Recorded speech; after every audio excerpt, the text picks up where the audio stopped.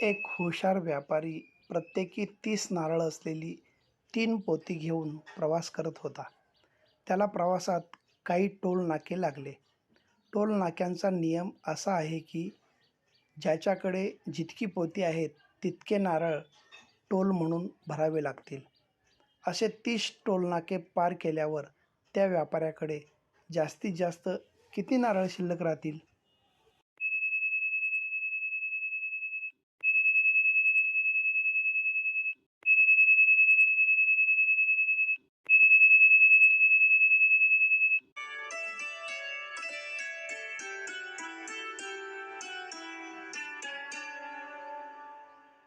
त्याने जर प्रत्येक टोलनाक्यावर प्रत्येक पोत्यातला एक एक नारळ दिला असता तर 30 टोलनाक्यावर 3ही पोत्यातील नारळ संपले असते.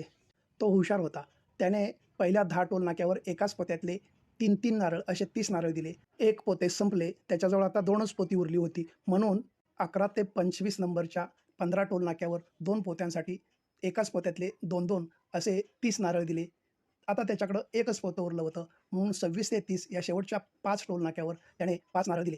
एकूण 65 नारळ टोल म्हणून भरले आणि त्याच्याकडे शिल्लक राहिले 25 नारळ.